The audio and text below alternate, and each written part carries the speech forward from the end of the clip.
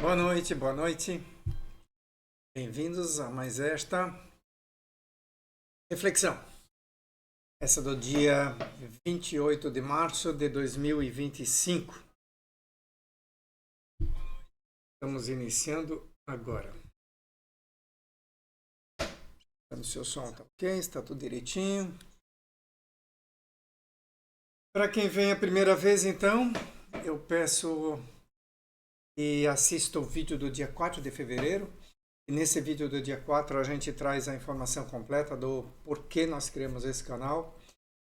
E tem como objetivo fundamental, básico, nosso core é a salvação das nossas almas. É isso que nós estamos buscando aqui. Mas assim, resumindo rapidinho, para quem está aí a primeira vez, entender o que nós vamos fazer daqui para frente, daqui a pouquinho. Para quem veio a primeira vez, nós chegamos ao momento de consciência de que nosso corpo de repente vai desfalecer e que nossa alma vai ser levada a algum local, céu ou inferno. Então, achamos que seria melhor ir ao céu do que ao inferno. Nós decidimos fazer os movimentos necessários para buscar a salvação da nossa alma. E que isso não é tão simples como parece. Como queremos que o maior número de pessoas possível vá conosco, certeza de que a gente vá, mas esse é o caminho que a gente vai buscar. Pelo menos antes eu tinha certeza de que eu não ia, agora eu acredito na possibilidade de ir. Gostaria de levar muita gente comigo. Gostaria de formar um grupo aqui que nós estamos formando para que a cada dia nós, à medida que nós vamos conhecendo mais a palavra de Deus, a gente consiga encontrar cada vez melhor esse caminho que nos leva à salvação. Temos como referência o Novo Testamento e temos como referência também a live da Manhã com Deus do pastor Sandro Rocha. Por que isto? Porque de toda essa procura que eu fiz por alguns anos, cheguei à conclusão de que ele tem a melhor visão, melhor entendimento, melhor discernimento do que a Bíblia de fato diz. Aquilo que os homens inventaram, mas ela de fato diz. Ele tem a coragem de dizer aquilo que precisa ser dito. Nós fazemos essa reflexão aqui. De repente algumas pessoas também não gostam muito do que a gente diz, mas é a verdade, é o que nós temos que obedecer. Então, é o que nós fazemos. Então, usamos a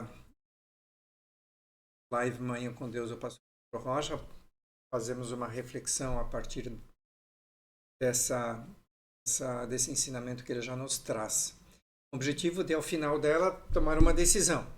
Não adianta a gente ouvir, aprender um monte de coisa e não chegar à conclusão nem a decisão nenhuma. A decisão é essa que tem por objetivo mudar as nossas atitudes, nossos comportamentos, tomar uma ação no sentido de chegar mais perto desse caminho que nos dá Deus ou, para quem já está nele, permanecer.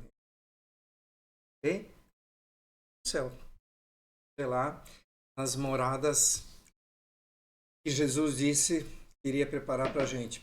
Mas assim, na casa do meu pai há muitas moradas. Carlos, para ir para lá. E fazemos essa reflexão de segunda a sexta-feira, porque nós acreditamos que fazer isso de vez em quando, uma vez por semana, é pouco. A palavra de Deus, para ser compreendida, a gente precisa se aprofundar um pouco mais. Então, só de vez em quando funciona. E, além do que, a gente deveria buscar Deus todos os dias. E a sua palavra sempre. Só de vez em quando. Isso não é assim uma diversão. Talvez é a coisa mais importante que a gente faça na nossa vida. Para mim, eu a percebo como a coisa mais importante. E diz a palavra também que adianta ganhar o mundo e perder algo. E é o que eu estava fazendo. Agora eu compreendi de que vale mais salvar. Então, para mim e toda a preparação para esta live também, essa com certeza. E hoje então, vamos lá. Hoje o pastor repetiu o mesmo texto de ontem, para esclarecer mais algumas questões que ainda precisava ser aprofundado um pouco. Eu acho isso bem interessante, né? Porque normalmente nós acreditamos que o mundo espiritual é uma coisa assim, está muito longe, distante da gente, não tem nada a ver com isso, que vale mesmo essa matéria que a gente tem. E o que está no mundo espiritual não nos afeta. E é exatamente assim. E quanto mais conhecimento nós tivermos sobre isso, mais a gente aprende a se defender e a se cuidar para que não nos afete tanto assim e que a gente possa ter mais vida. Então, este foco de hoje, vamos. O texto é Marcos 9, 14 a 24. Diz assim: Quando se aproximou dos discípulos, viu ao redor deles grande multidão e alguns escribas que disputavam com ele. E logo toda a multidão, vendo, ficou espantada. Correndo para ele, o saudaram. E Jesus ia vê-lo. Perguntou aos escribas: que é que discutis com eles? E um da multidão respondendo disse: Mestre, trouxe-te o meu filho, que tem um espírito imundo. E este, onde quer que o apanha, despedaça-o, ele espuma e range os dentes e vai se secando.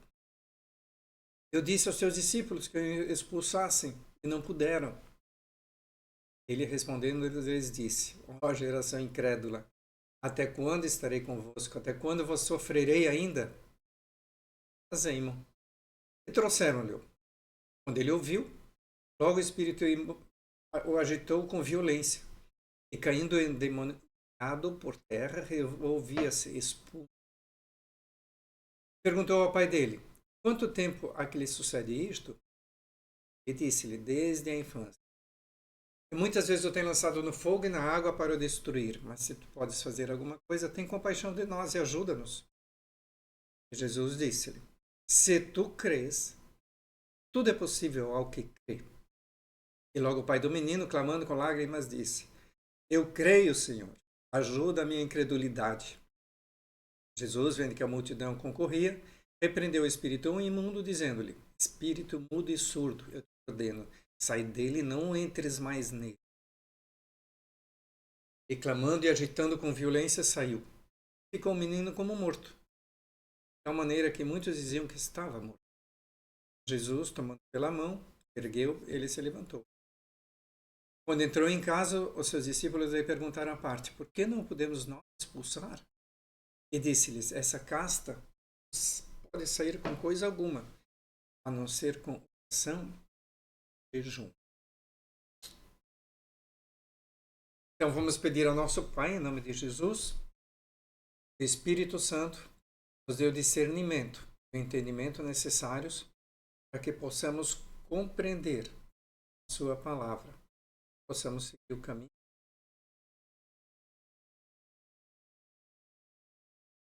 O pastor nos alertou que, às vezes, quando andamos bem tranquilo, está tudo certinho, bem, essa impressão que está tudo direitinho, que temos controle sobre tudo, tal. Mas alguma coisa diferente acontece, um esforço maior é requerido da gente, então de repente a gente descobre, na verdade, a gente está numa condição bem menos poderosa do que a gente imaginava. E aí ele deu um exemplo de uma caravana que ele comprou há anos atrás. E essa caravana tinha antigamente os carros tinham carburadores, né? Esses carburadores eles tinham dois estágios. Eram borboletazinhas que abriam para deixar passar combustível com ar, né? Então você estava em baixa velocidade, abria uma borboleta até os 80 por hora, mais ou menos. Depois disso, você precisava de mais combustível, abria a segunda borboleta e o carro acelerava mais. Tudo bem, mas como era um carro que só andava na cidade, aquele carro andava direitinho ali na cidade. Ele decidiu viajar. Ele foi viajar, estava atrás de um caminhão, lá decidiu ultrapassar o caminhão. Quando ele foi para o lado para ultrapassar o caminhão, o que aconteceu? Ele acelerou e o carro não acelerou, porque o segundo estágio não viu. Era um carro que estava habituado a andar na cidade, não na estrada. Ele quase foi atropelado porque vinha um caminhão atrás dele com velocidade e não achou que ele ia sair para ultrapassar, ficar na mesma velocidade. Ou seja, a confusão foi grande.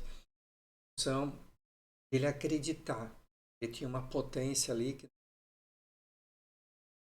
levou o carro para a oficina, estava arrumado. Aí o carro... Mas a pergunta é, será que o nosso segundo estágio está funcionando? Né? Ou será que quando damos assim, por ignorância até, né, espaço para que o demônio nos afete, indo, blasfemando, fofocando, amaldiçoando, cuidando da nossa boca, fala de... Mas damos espaço para o espírito imundo tomar conta. Será que nós temos, nosso segundo estágio está funcionando para conseguir rechaçar esse ataque do inimigo? Ou quando tem alguém por inveja, às vezes nem é a gente que fez alguma coisa específica, lá por inveja manda realizar um trabalho em algum centro de terreiro, do gente, sabe? Vai lá e manda enviar um espírito imundo para nos afetar. Aliás, assim, eu sempre me impressiona que tenha pessoas que ainda mandam fazer esse tipo de trabalho. Por outro lado, até pessoas que fazem esse tipo de trabalho, porque, sim, todo mundo sabe que o que você planta, você colhe. Assim, que manda fazer um absurdo para alguém, vai colher um absurdo. Então, como é que as pessoas estão dispostas a fazer esse tipo de serviço sabendo que elas vão colher tudo que... Na verdade, eu também, às vezes, não compreendo que alguém ainda que conheça a palavra de Deus ainda ore perante uma imagem, ao invés de para Jesus. É o Deus, é o nosso Salvador. Deixa claro, sai. Ora para a imagem. Então, essa palavra é estranha. Mas, voltando ao raciocínio, se uma seta fosse lançada contra nós, será que nós estamos revestidos da armadura de Deus para evitar seus efeitos? Segundo estágio já forte e desenvolvido. Então, para que a gente entenda o que é a armadura de Deus, eu vejo o que está escrito em Efésios 6, de 10 a 18. Lembrando que essa carta foi escrita para os Efésios, né? 60 anos. Assim, no demais, irmãos meus, fortalecei-vos no Senhor e na força do seu poder. Revesti-vos de toda a armadura de Deus, para que possais estar firmes contra as astutas ciladas do diabo. Porque não temos que lutar contra carne e sangue, assim principal, potestade, príncipes das trevas desse século, contra as hostes espirituais da maldade nos lugares celestiais. Portanto, tomai toda a armadura de Deus para que possais resistir no dia mau, e havendo feito tudo, firmes. Estais, pois, firmes, tendo cingidos os vossos lombos com a verdade, vestida a couraça da justiça, e calçados os pés, preparação do Evangelho, tomando sobretudo o escudo da fé, qual podeis apagar todos os dardos do... Tomai também o capacete da salvação, espada do Espírito, orando em todo o tempo, com oração e súplica no Espírito e vigiando nisso.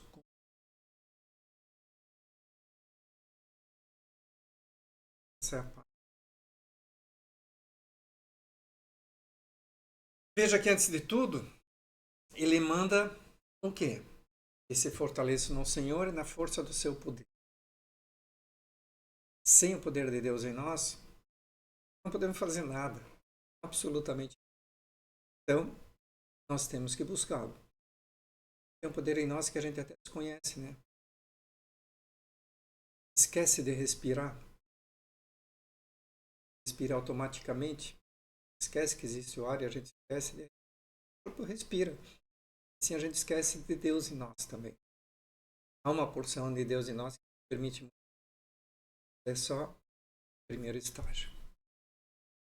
Em seguida diz que devemos nos revestir com a armadura de Deus, para que possamos estar firmes contra as astutas ciladas do... Sim, né? As astutas ciladas do inimigo. Lembrando que esta é a função dele. Essa é a função dele, é o que ele faz.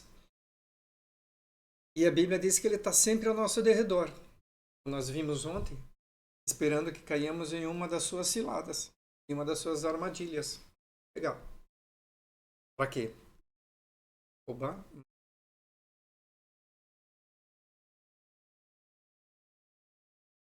12 diz assim, porque não temos que lutar contra carne e sangue, mas sim principais, potestados, príncipes das trevas do século, contra as hostes espirituais nos lugares celestiais.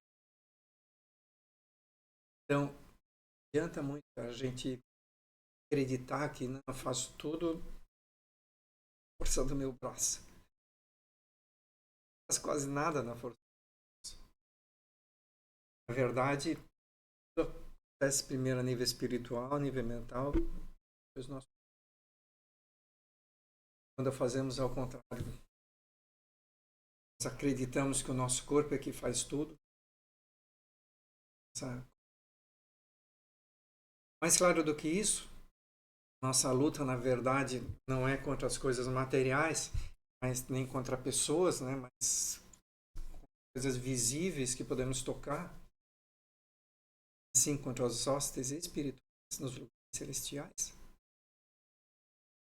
Por isso é que Jesus disse que devemos primeiro buscar o reino de Deus. Na verdade, só assim estaremos em segurança. Primeiro o reino de Deus é a sua... Sentado. Então, tudo vem, começa no espírito. Então, vamos buscar primeiro o reino de Deus e a sua justiça. 13 diz então, portanto, tomai toda a armadura de Deus para que possais resistir no dia mau, e havendo feito tudo, resistir. Quantas vezes a tentação aparece? O nosso inimigo, ele sabe exatamente onde ele pode nos pegar. Ele sabe, nos conhece, ele dia o tempo todo, ele sabe por onde é que ele tapete da gente. Para alguns é na bebida, para outros é no sexo, para outros no roubo, outros pela fofoca. Ele sabe onde pegar. Pela inveja. Então ele vai lá e... Mas nesse dia mal nós precisamos resistir. A gente está querendo cair de novo. Resistir. Só na Bíblia que diz assim, resistir, o maligno ele se afastará de vós. Temos que resistir. Resiste. E cita então qual seria a armadura de Deus. Muito assim, estáis, pois, firmes, tendo cingidos vossos lombos com a verdade, vestida a couraça da justiça, os pés na pregação do Evangelho da paz, tomando sobretudo o escudo da fé, qual podeis apagar todos os dardos em... Mas também o capacete da salvação, a espada do que é, ou seja, a verdade, a justiça, o Evangelho da paz, a fé.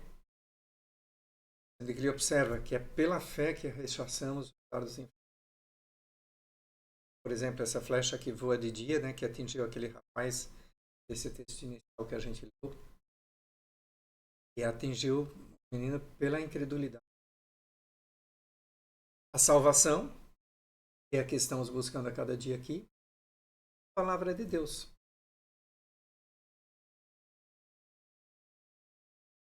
Então, assim, me parece que nós estamos trilhando o caminho certo. Parece que o que a gente está fazendo aqui Bacana. No texto sobre o qual estamos fazendo essa reflexão hoje, vemos que Jesus deu uma ordem àquele espírito imundo. Repetindo o texto, então, que diz assim: E Jesus, vendo que a multidão repreendeu o espírito imundo, dizendo-lhe: Espírito mudo e surdo, eu te ordeno, sai dele e não entres mais nele. Bem, Jesus tinha autoridade. Todo o espírito obedecia. Claro, Deus, né? Tinha para ninguém. Mas isso acontece com as pessoas, né? Acontece conosco, a gente vê acontecendo todos os dias por aí. E nem sempre essa autoridade existe quando as pessoas se sentem atingidas por um espírito maligno, vão às igrejas e pedem lá para serem libertadas. Se a pessoa que busca fazer essa libertação não tiver santificada, se não tiver a presença de Jesus ali e a autoridade cedida por ele, siga em função da sua santificação, aquele espírito imundo vai para cima do cara. Ele não sai dali e ainda é capaz de agredi-lo, seja por palavras ou mesmo fisicamente. Se ele tiver dominado aquela físico daquela pessoa de quem ele tem posse.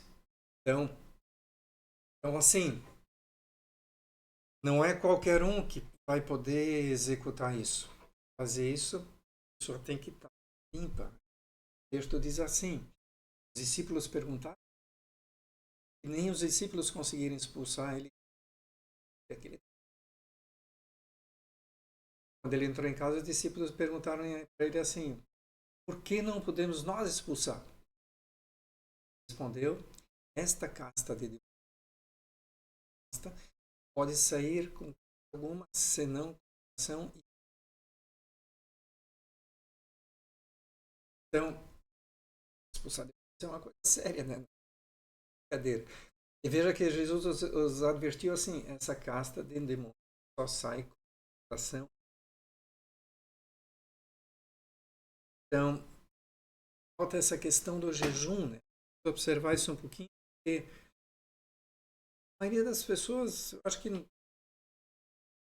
100 pessoas que eu conheço, talvez 5 fazem. É um hábito nosso fazer jejum, nós achamos que é necessário. Quando faz algum jejum, é aquele intermitente para emagrecer.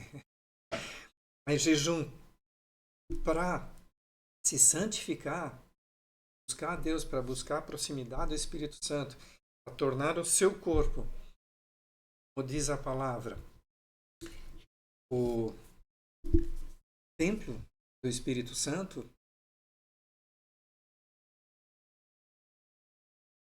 mas iríamos passar a fazê-lo. Tem passagens que na Bíblia que deixam claro assim que o jejum salvou uma cidade inteira. Vamos tomar o exemplo de Nínive, por exemplo.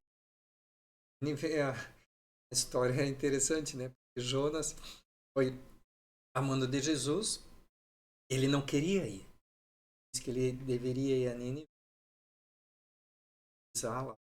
destruir a cidade. E ele ficou com medo, ele não queria ir, ele se mandou, né?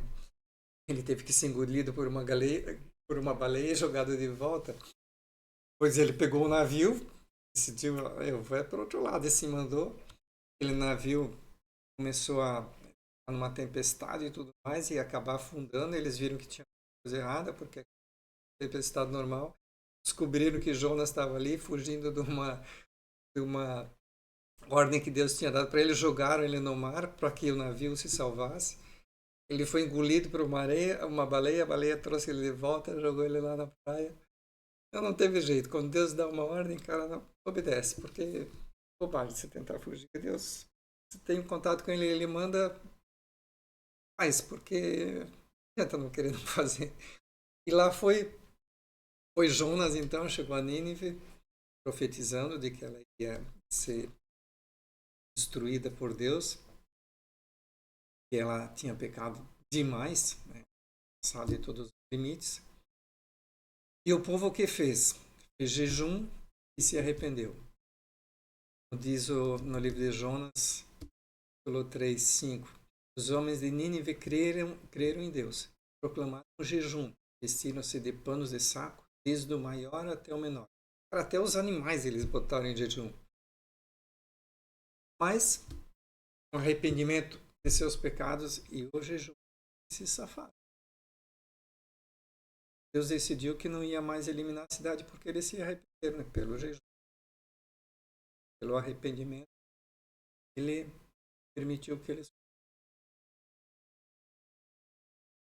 Então, assim, a história toda lá de Jonas é interessante. Um dia, provavelmente, a gente vai mais passar. Mas, resumindo, é isso. Contar como o jejum está presente assim, em muitas passagens da Bíblia. Essa é só uma delas. E sempre o jejum é importante no processo de salvação, no processo de santificação. Diz o pastor, assim, hipoteticamente, é como se o jejum, de alguma forma, colocasse em nós uma luz. O inimigo reconhece e o mantém afastado. Ele diz assim, eu nunca vi essa luz, mas é como se fosse isso. O fato é que faz parte do nosso processo de santificação e de poder espiritual. Então, jejum. Lá em 26, que é a continuação, antes disso, né? Ele chamando e agitando com violência, saiu. E estava Jesus pela mão, ergueu ele e se levantou. Então nós vemos assim que esses versos mostram que o estado, né, o espírito imundo pode deixar alguém ali praticamente. Então, mas mostra também que quem está com Jesus, lembrando o que diz no livro de João 10:10, né? Sempre ele esclarece assim que mediante tudo isso nós vemos agora, talvez esse 10:10, esse verso deixe a gente mais consciente, a gente o compreenda melhor. Diz assim o verso 10: ladrão não vem senão a roubar, a destruir. Exato. E Jesus diz assim: eu vim para que tenham vida e a tenham em abundância.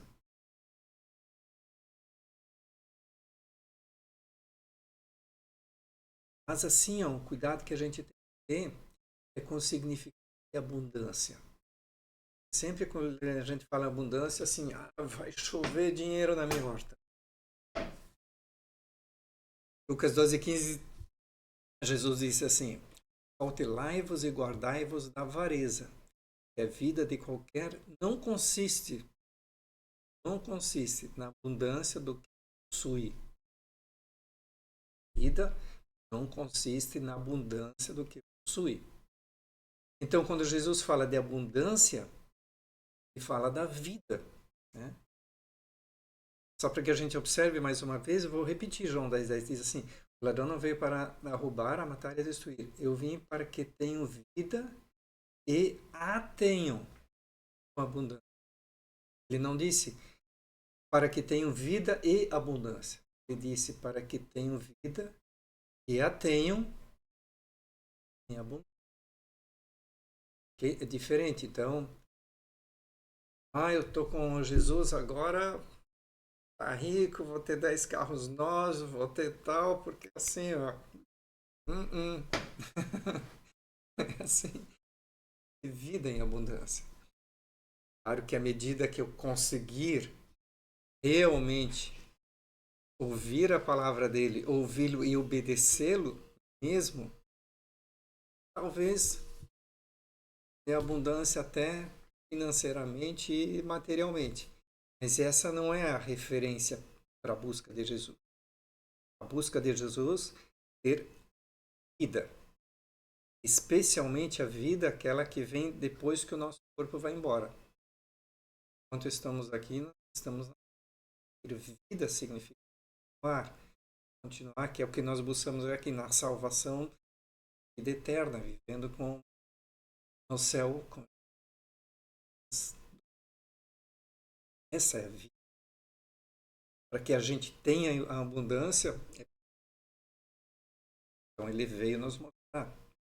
Deixou claro assim, eu sou o caminho. Então, se flagrar dessas coisas. E, então, assim, mediante essa reflexão, fizemos até aqui. Acredito que tenhamos um tanto de entendimento sobre a palavra. Agora, a pergunta é, o que nós vamos fazer?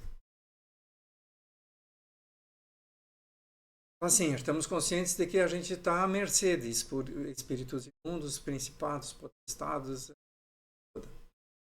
E sabemos que só através de Jesus a gente tem a proteção necessária. Então, o que temos que buscar?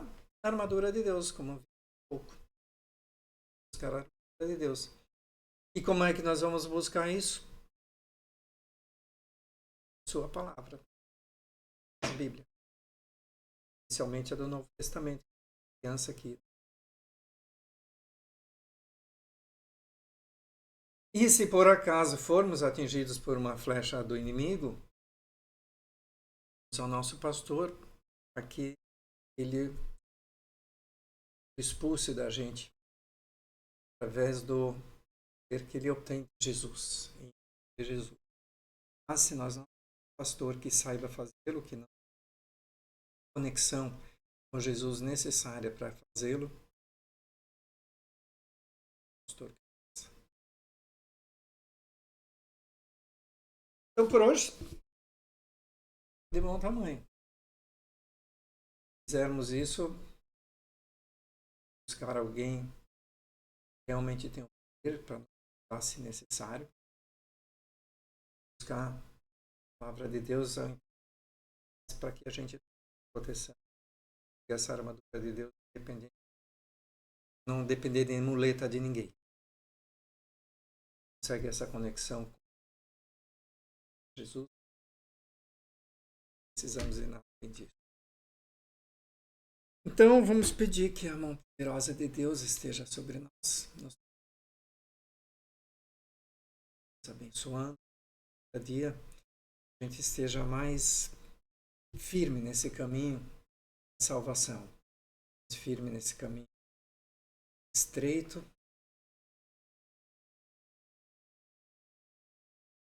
estreita também, que nós vamos passar. Então, vejamos os na nossa vida. Se você gostou, deixa aí o seu joinha, lança uma semente para pessoas que você acha que podem seguir esse caminho de salvação também, o que você faça. E compartilhe o máximo de pessoas possíveis. Se você puder, inscreva no canal, sozinho aí embaixo, apertar, é de graça, e ajuda esse canal a que mais gente, né, o YouTube vai distribuir isso para medida mais pessoas compartilharem, se inscreverem e derem o seu. Então, um ótimo final de dia para ti. E até segunda-feira, né, que é sexta, estamos já segunda-feira, neste mesmo. Okay?